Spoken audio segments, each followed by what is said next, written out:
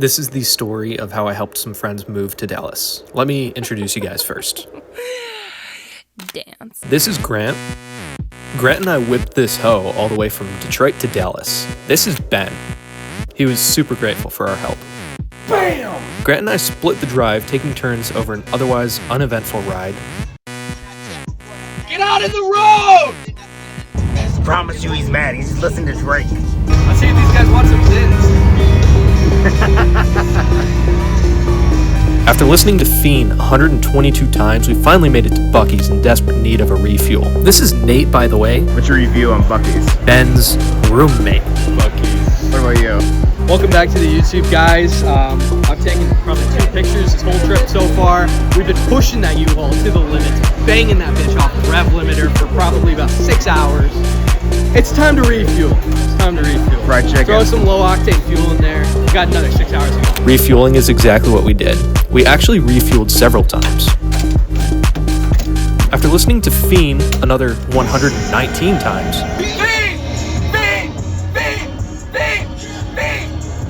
we arrived at Ben's mom's house.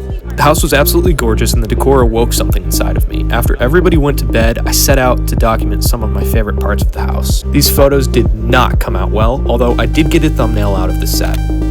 While I was dealing with film-related issues, which were mostly my fault for treating this roll of film as though it were CineStill 6400, Ben and Nate were trying to work on some housing issues. You see, before we left, everything was fine. Everything was all set and we were good to go moving the couple into their new apartment. Until the night before we left, when we found out that the apartment complex the boys were trying to move into was actually pretty unsafe. Long story short, we didn't care, so we hit the road anyway and figured it out on the way. Thanks to thoughts and prayers, everything was figured out rather quickly. Update. We got a house. I've got an apartment. Safe and sound at my parents' house. Moving date's Monday. It's Saturday right now. That's as far as we got. It's raining. I think today we are going to go shopping a bit. Give me an update. Went to bed last night. Oh, man. Absolutely crashed.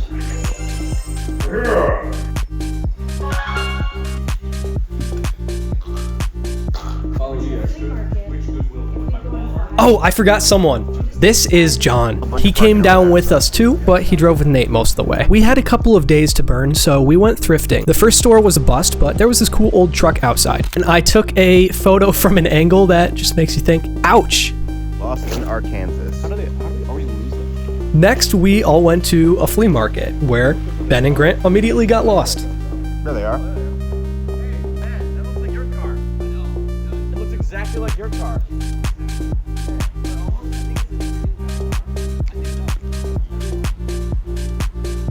This flea market had anything you could want from rugs to plastic storage containers. Digging deeper, I also found wooden things. I found the vibe of these images interesting. These scenes feel almost liminal, but still lived in somehow. I'm sure you noticed the halations in my photos today. I guess I should explain what film I'm using. After seeing some of my work, CineStill reached out to me with a deal. They said as long as I pay twice as much as everyone else does, I could keep using their film. This video is shot on CineStill 400D out of spite. This first roll of 400D is made by Reflex Labs, so it's technically an off-brand CineStill 400D. That's why you'll notice this first roll of film doesn't have any words or writing next to the sprocket holes. That's also called the film rebate. Let me skip ahead a little bit to Christmas Day.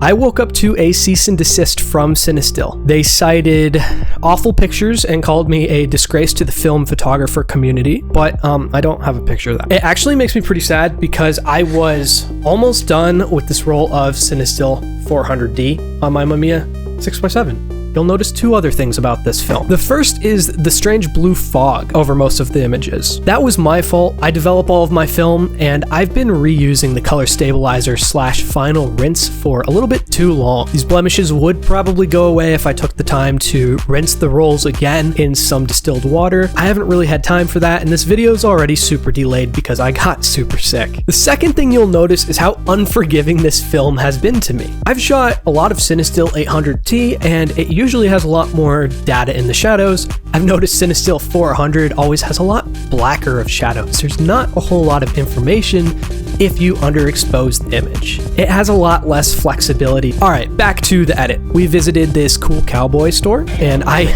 quickly made an enemy.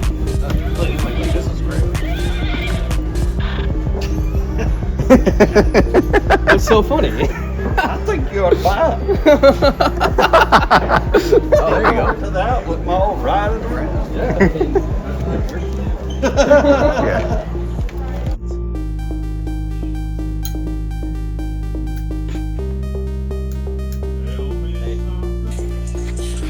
The next day, the weather seemed a little bit nicer, so we went on a hike. This abandoned building was directly next to the trailhead, so I finished my first roll of 400D here. Once again, I love how liminal these shots are.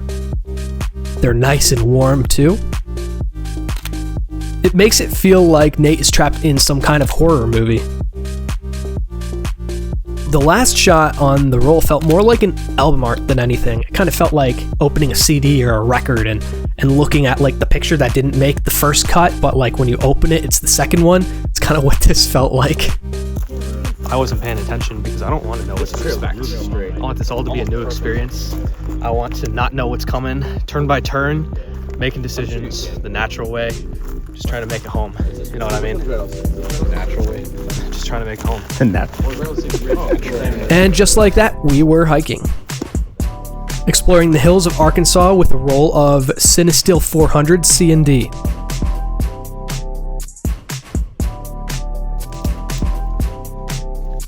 This roll continued the warm and slightly concerning vibe, which fits nicely with the rest of my work. Going on your dating profile.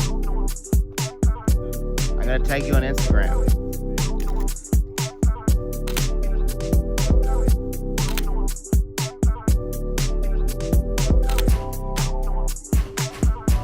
I am so behind on editing and sharing content with you guys, photo and video. It frustrates me because I love making this stuff. I'm having so much fun making this video right now. Here's a clip from June 2024 when I went way out west and explored as far as Montana. I spent 2 weeks living out of my Toyota and I did all the prep work on my own, installing a lift and bigger tires among other things. Well, when I was lifting my full-size spare back into position, I actually pinched 2 nerves in my back. One in my shoulder, one on my lower back. I've been in treatment for it, but it's been pretty difficult because my doctor's an hour away. I've been getting sick like every other week since then, and I've been trying to finish grad school as well. Long story short, I haven't been able to stay as active as I would have liked. I have so much unseen footage from this road trip. If you'd like to see more photos, feel free to check out my website, DetroitMatt.com.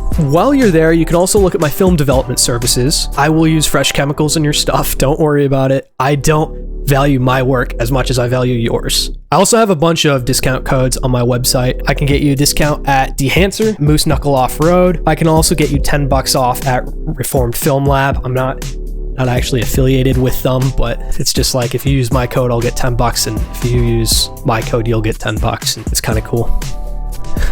All right, back to the video. So we were halfway up a mountain, and I was wasting more film.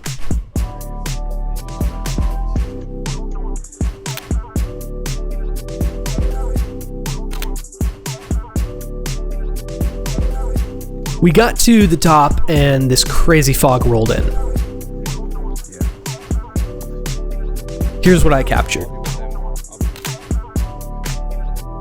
I do still like the vibe of most of these shots. In the future, I will be a lot more careful about properly exposing them. I feel like CineStill 400D likes a little bit more light than something like 800. With the fun and games done, Grant and I finished swinging the U-Ho all the way from Arkansas to Dallas. Yeah, just go ahead and rip the top off for me. After lunch, we got busy.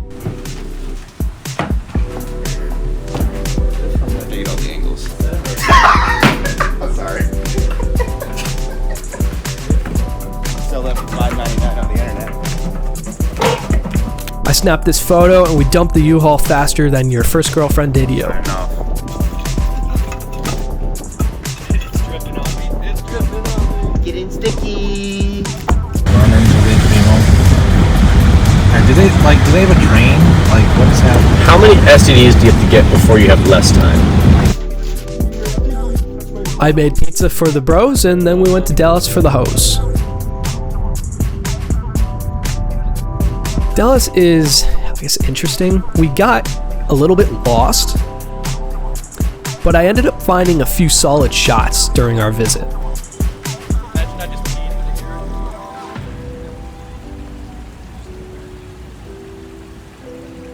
The 400D suits some of these images, giving it a warm, nostalgic feel, and in other photos, it just leaves a little bit to be wanting. But I do take some of the blame for that. I was very run and gun for this role, I think. Got something in my eye. She stays I'm a These final few shots are some of my favorite from the role, and I feel like they're pretty representative of my work as well. Meaning the vibes are great, the pictures are interesting to look at, and they feel lonely, but they still have something in them that makes them feel kind of lived in. Those are the sorts of scenes that my eyes are drawn to, and I've noticed going back through my work, most of the pictures that I like looking at are those pictures that match this vibe.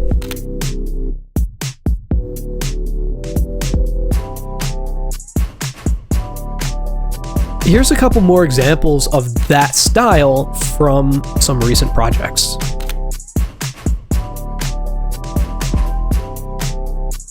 I acquired a ton of expired Fuji Superia recently. taking out my CineStill 400. It's Fuji time. It's Fuji time, baby. If I can get this out. The Superia is all 2004. It came sealed in these little Walmart boxes. I thought was pretty cool. And I brought a roll down to test out. I shot it at 400 ISO. It did not come out well. Maybe my exes are onto something about me always expecting too much. I had that line like decided on like a week ago. In the future, I'll shoot it at 200 or even 150 ISO. I'm not 100% sure about 100 ISO because this is supposed to be a consumer grade film, and typically you don't have a lot of latitude with those. Well, at a certain point, our trip ended. Grant and I had to fly home. All right. Think you're gonna get patted down? Yeah. I stayed back at the security line and waited for my film to get hand checked, and Grant ran ahead to his gate. For some reason, we were flying on 2 different flights, but in a cruel twist of fate, Grant's plane actually took off without him half an hour before it was supposed to take off. So he ended up tagging a ride with me on my flight, and I was forced to hang out with him for like 3 hours at the airport. We made it home safely, and we both spent the holidays hanging out with our families individually apart, not together at all. Subscribe.